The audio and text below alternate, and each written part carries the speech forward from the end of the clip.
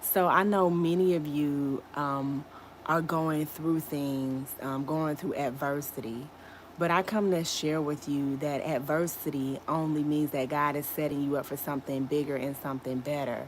And so, what I mean by that is, as I'm just relaying a message that I heard, and I really started to think about it. I thought about Joseph and how he was in the pit and how he was in the prison as well. And there were, again, it's two times when Joseph, number one, he was in the pit first, and then he was in the prison. But something that just came to me, the reason why Joseph was able to survive the prison is because he was in a pit before he was in the prison. And so it just tells me that God takes us sometimes through things in order to strengthen us, to build character, but he doesn't take his hand off of us. And I just want to speak to somebody. I want to encourage you and let you know that just because you are in a pit or in a prison, God is going to elevate you in a season to where he's going to have you and people will know your name, right? And so right now he's developing character, he's giving you patience, he's giving you whatever you need to survive what's on the mountaintop that is coming for you. Listen, I do not want you to grow weary in doing well, because in due season you will reap a harvest if you faint not. The Bible teaches us that time and chance happen to them all, right? There is a season, there are seasons of life, and this season may be just your season of adversity and struggle and going through, but God is going to elevate you and he's going to make your name great.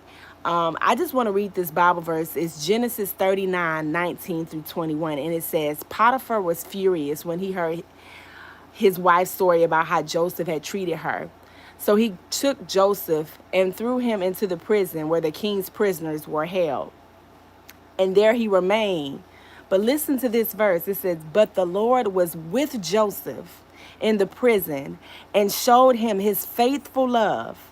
And the Lord made Joseph a favorite with the prison warden. Listen, I don't know who you are, who needs to hear this, but God, again, he's going to show you right now, he's showing you a faithful love. God remembers you, he knows you, and he only wants the best for you. So I just want you to be encouraged with that, right? This may be a prison season, this may be a pit season for you. But again, God's love is faithful, it's solid, it stands through the test of all the ages, not time, because time is something that man put on this earth, but through the end of ages, right? So God is so faithful. He's going to keep you. And matter of fact, he is keeping you during this time. So I want you to know that. And again, he's going to give you favor with other people, favor on your job, favor, right, with whoever it is that's around you, favor with family, favor with friends, favor with strangers, so that people will bless you. And so I just want you to be encouraged and know that God is going to give you favor.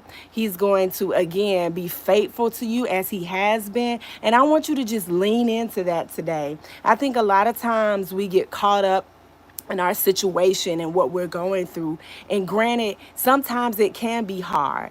Sometimes we get so focused on what's going on that we take our eyes off of God, who is faithful, who does provide. But I just want to, again, come on here and encourage you to let you know that this season of your life, it will not last. It is temporary. And God is going to restore whatever it is that you lost. He's going to give you double for your trouble. Okay, receive that. So I do know that after, again, a season, when God takes away, when there's something that's taken away from you, it will be restored to you more than, right? More than what you had, more than what you've asked for, that he will open up the windows of heaven and pour you out a blessing that you will not have room enough to receive it.